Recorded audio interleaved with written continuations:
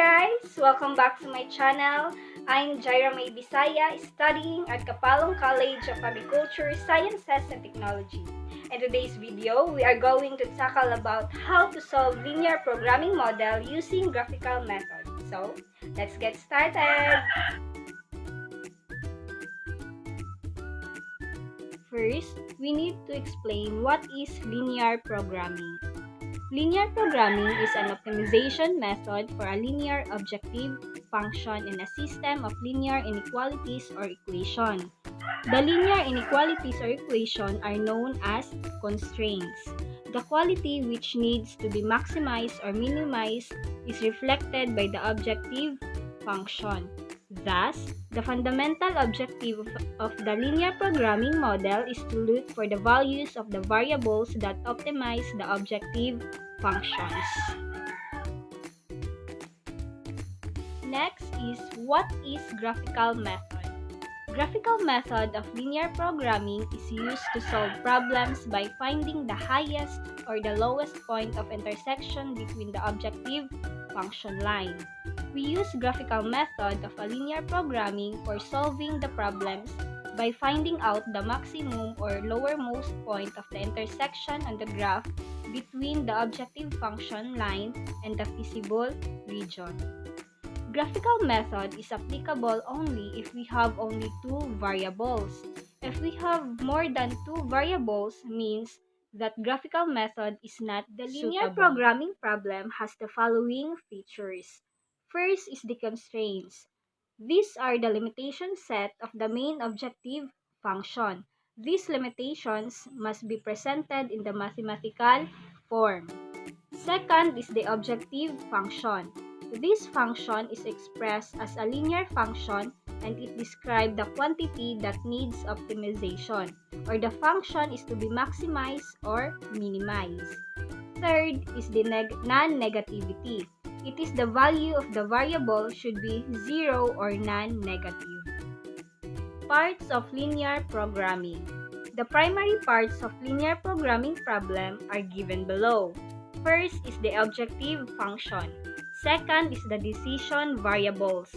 Third is the data. And fourth is the constraints. Steps to solve a linear programming. We should follow the following steps while solving a linear programming problem graphically. Step 1. Identify the decision variables. The first step is to discern the decision variables which control the behavior of the objective function. Objective function is a function that requires optimization. Step 2. Write the objective function. The decision variables that you have just selected should be employed to jot down an algebraic expression that shows the quantity we are trying to optimize. Step 3. Identify set of constraints. Constraints are the limitation in the form of equation or inequalities on the decision variables. Step 4. Choose the method for solving the linear programming problem. Now, we use the techniques that solve the linear programming problems using a graphical method. Step 5. Construct the graph. After you have selected the graphical method for solving the linear programming problem, you should construct the graph and plot the constraints lines. Step 6. Identify the feasible region. The region of the graph satisfies all the constraints in the problem. Step 7. Find the optimum point. Any point in the feasible region that gives the maximum or minimum value of the objective function represents the optimal solution. Now that we know what are the steps involved in solving a linear programming problem, we will proceed to solve an example using the steps that are given. Example, minimize z is equal to 6x plus 8y. Subject to its constraint, 30x plus 20y is less than or equal to 300, and 5x plus 10y is less than or equal to 110. And x and y is greater than or equal to 0. But before anything else, we have to rewrite the constraint inequalities as equalities. So, 30x plus 20y is equal to 300. And 5x plus 10y is equal to 110. In order to find the coordinate, we need to solve x and setting y is equal to 0. So, 30x plus 20y is equal to 300 and 30x plus 20 times 0 is equal to 300. So, 30x, 20 times 0 is equal to 0 is equal to 300. Divide both sides by 30.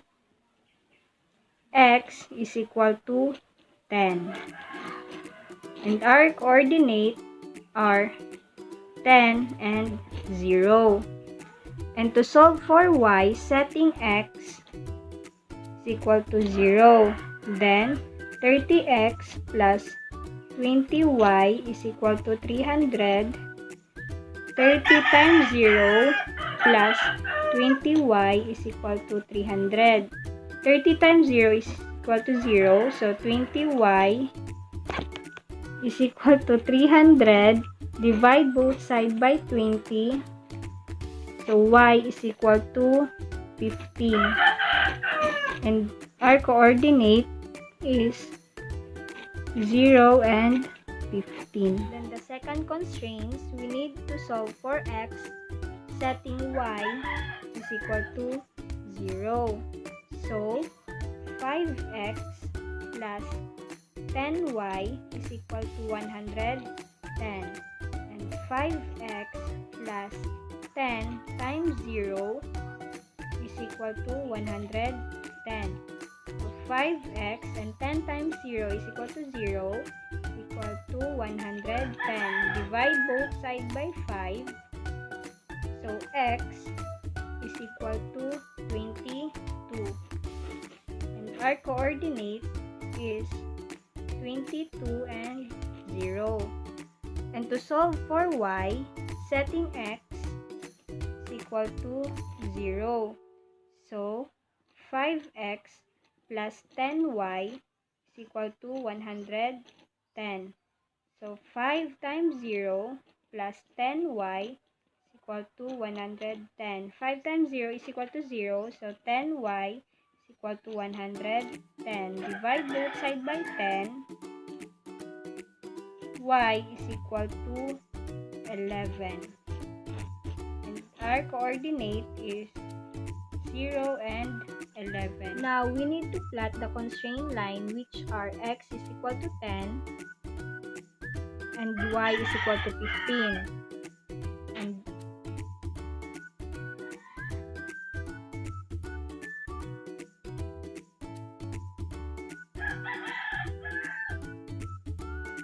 And x is equal to 22 and y is equal to 11.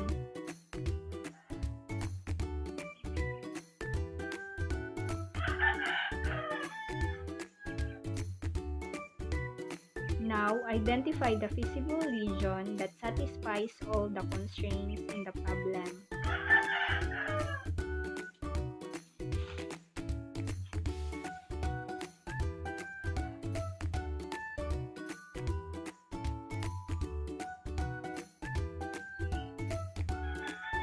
And also plot the corner points.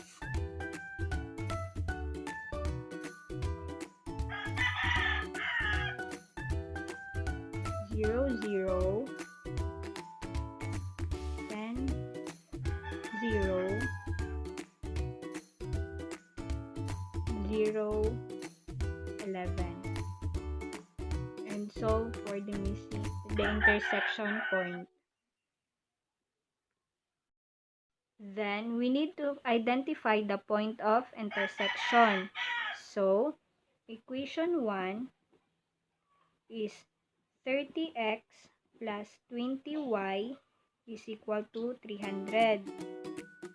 Using the addition property of equality, so 30x is equal to 300 minus 20y.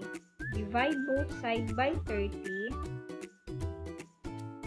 So x is equal to 300 divided 30 is 10 and negative 20 over 30 y.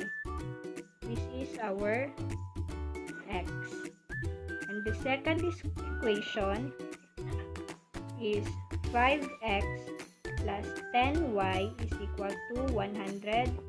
And 5 and our x is 10 minus 20 over 30y plus 10y is equal to 110.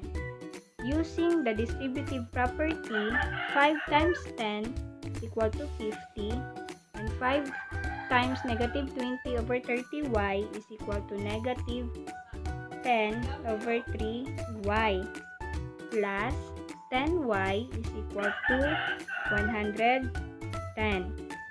Using the addition property of equality, so negative 10 over 3y plus 10y is equal to 110 minus 50.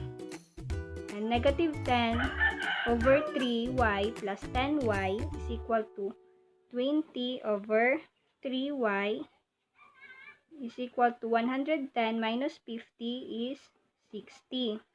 Divide both sides by 20 over 3. Y is equal to 9. Then, substitute the y is equal to 9. So, x is equal to 10 minus 20 over 30 and our y is 9. So, 10 negative 20 over 30 times 9 is equal to 6 and our x is equal to 10 minus 6 is 4. So, our x is 4 and our y is 9. Now, we have the point of intersection which is x is 4 and y is 9. Now, we need to find the x and y using z is equal to 6x plus 8y. And the coordinates are 0, 0, 10, 0, 4, 9, and 0, 11. To solve for the objective function, 6 times 0 plus 8 times 0 is equal to 0. 6 times 10 plus 8 times 0 is equal to 60. 6 times 4 plus 8 times 9 is equal to 96. 6 times 0 plus 8 times 11 is equal to 88. Therefore, the maximum value of z is 96 at the point of 4 and 9, which is x is 4 and y is 9. Also, z is equal to 96. And that's all for today's video. Thank you guys for watching. Bye!